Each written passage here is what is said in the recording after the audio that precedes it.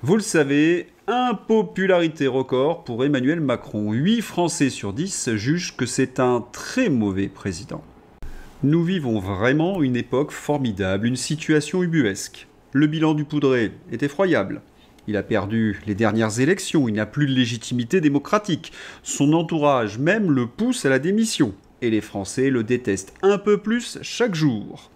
Ah, le Poudré, il est blessé à mort dans son orgueil. Ah, le nain d'Amiens enrage. Et nous le connaissons, cette bête blessée se met à charger et attaque désormais la liberté d'expression. Écoutons-le.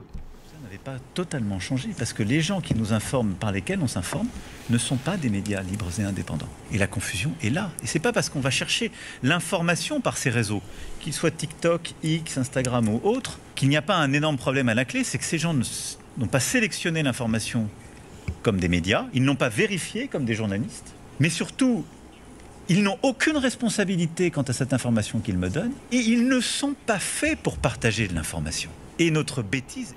Panique totale du Poudré qui découvre que les médias oligarchiques qui lui servent la soupe depuis 2017 sont désormais concurrencés par des nouveaux médias libres. Alors il veut les censurer. Ne nous laissons pas faire, vite la destitution. C'est une urgence en effet, mais reprenons le verbatim de notre président de la République bien-aimé. La première chose qui m'est venue à l'esprit, c'est « Mais qui lui a écrit ce discours ?» Un stagiaire de McKinsey ? Mais vous avez entendu ce ramassis de sottises, de lieux communs dignes d'un poivreau de comptoir ? Un président ne devrait pas exprimer des idées de QI d'huître. Le retour de bâton va être sévère. Et puis, ses yeux exorbités, ses gestes... Il n'avait pas l'air dans son assiette, le Manu, hein, il ne doit pas beaucoup dormir. Bon, reprenons les termes de notre président bien-aimé. Les médias sur les réseaux sociaux ne sont pas libres et indépendants. Et il ajoute, c'était coupé dans le montage, parce qu'ils vivent de la publicité. Attendez là, c'est pas une inversion accusatoire, ça. Justement, nous n'avons pas de milliardaires comme patrons et nous n'avons pas des subventions d'État. Ce qui nous fait vivre, c'est la publicité et vos dons. Nous sommes donc libres. Oui, une belle inversion accusatoire. Ensuite, il ajoute... Les médias sur les réseaux sociaux ne vérifient pas l'information. Bon, là, manifestement, il y a une confusion avec BFM TV, LCI ou le service public. Nous sommes tous équipés aujourd'hui d'outils de vérification. Il faudrait un petit peu qu'ils se mettent à la page, ce qui me permet d'ailleurs de débunker la propagande officielle. Et puis, le plus drôle, les réseaux sociaux ne sélectionnent pas l'info comme un média. Heureusement, sinon je mériterais le surnom de fille de joie. Et nous serions irresponsables ? Dans la bouche d'Emmanuel Macron, c'est quand même un peu fort. L'homme aux 1400 milliards de têtes, qui est en train de ruiner la France et qui refuse de partir et qui alourdit chaque jour un peu plus ce que nous devons payer au marché financier. Minable de chez minable. Quant aux vrais journalistes qui citent comme modèle, eh bien, regardons-les, comme ce Laurent Mouchard, dit Geoffrin. La campagne de dénigrement dont est victime la sainte et sacrée Brigitte Macron, l'épouse du Poudré, mérite une sanction exemplaire. Mais on doit craindre que la non-régulation des réseaux sociaux empêche la justice d'agir. Écœurante presse de cour et de l'entre-soi qui se précipite pour défendre Brigitte Macron sur la rumeur de sa transsexualité, qui la désolerait. Brigitte, qui expose sans cesse sa vie dans les médias, peut désamorcer la rumeur en faisant publier des photos d'elle, jeune, et entourée de ses filles ou en compagnie de son frère. Les politiques ont de tout temps été victimes de rumeurs. Et c'est là qu'on a besoin de rafraîchir la mémoire de tous ces gauchistes d'opérette. À l'époque, tous les journalistes de gauche avaient défendu Bruno Gassio pour cette séquence où Bernadette Chirac se masturbait avec son sac à main, oui, dans les Guignols. Aujourd'hui, ils veulent des sanctions exemplaires pour des blagues et des caricatures. L'esprit Charlie a géométrie variable. Ce sketch des Guignols a été vu par des millions de Français, parce que c'était en clair juste avant 8 heures. Et là, on parle de la condamnation d'un homme qui a balancé sur les réseaux sociaux une fausse couverture du Time, Brigitte, homme de l'année. C'est une plaisanterie. Et il faut quand même rappeler qu'être un homme n'est pas négatif.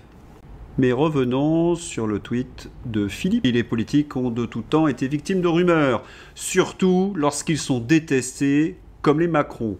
Et le couple Macron a visiblement envie de continuer à l'être, en envoyant en garde à vue et devant la justice des citoyens français pour avoir simplement véhiculé cette rumeur ou qui s'étaient interrogés sur l'origine de cette rumeur, ou pour d'autres raisons, et c'est à eux qu'il appartient de désamorcer cette rumeur. Si les politiques ne sont pas haïs, la rumeur se tait rapidement. Être au sommet de la société a des inconvénients, nous le savons tous. Il s'agit d'assumer ce que l'on veut, mais les Macron n'assument jamais rien. Que les Macron doublent leur appel à la justice d'une volonté de censurer les réseaux sociaux annoncés le jour même est une infamie de plus. Essayer de mettre un couvercle sur le débat public ne fera que monter la colère des Français face aux politiques qui ont détruit notre pays. En même temps, on n'est pas surpris de la position de Laurent Mouchard. Oui, Geoffrin montre une fois de plus qu'il n'est qu'un tout petit attaché de presse du pouvoir. Autophone. Il a 47 ans, le Poudret, et il parle comme un gros ringard rétrograde d'énarque, un bobo, c'est fascinant. Penser qu'on peut aujourd'hui s'informer en regardant le journal de 20h de France 2 est absolument absurde et ridicule. L'info sur X est 100 fois plus fiable que n'importe quel média mainstream, notamment du service public de l'audiovisuel. Parce que les sources sont extrêmement nombreuses, diverses et variées, et qu'on peut plus facilement et très vite recouper des informations. Parce que la dictature de la bien-pensance gauchiste et woke, il y a beaucoup moins de pouvoir, parce qu'il existe aussi de plus en plus de médias et de journalistes indépendants de très grande qualité, parce qu'on peut fact-checker soi-même en temps réel une information donnée grâce aux notes de la communauté et à Grok. Les journalistes aux ordres ont donc peur de perdre leur monopole de la propagande et de la désinformation. Patrick Cohen, de retour en forme pour faire le service après-vente des désirs de censure des réseaux sociaux d'Emmanuel Macron. Vous le connaissez, Patrick Cohen, ce n'est même plus un attaché de presse du pouvoir, non, c'est un cran au-dessus. C'est un commissaire politique, c'est le politburo du Parti socialiste macroniste.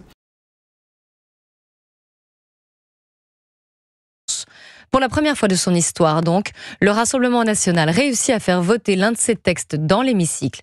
Alexandre Chauveau, vous êtes au Palais Bourbon pour Europe 1, où le RN donc savoure sa victoire.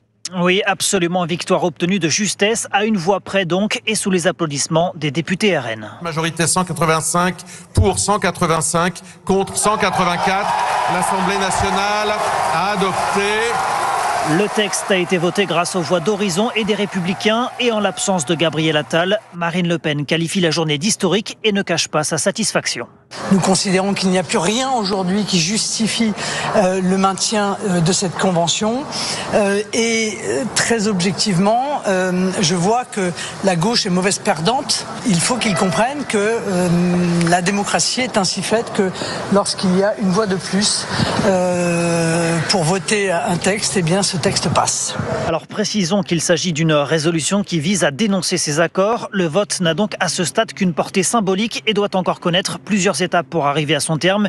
Il faut désormais qu'un groupe au Sénat s'en empare pour qu'il soit voté dans les mêmes termes par la Chambre haute. Ce serait alors une pression supplémentaire sur les épaules du Premier ministre et du Président de la République, qui seul a la responsabilité de remettre en cause un traité international, chose à laquelle Emmanuel Macron s'est toujours refusé jusqu'ici.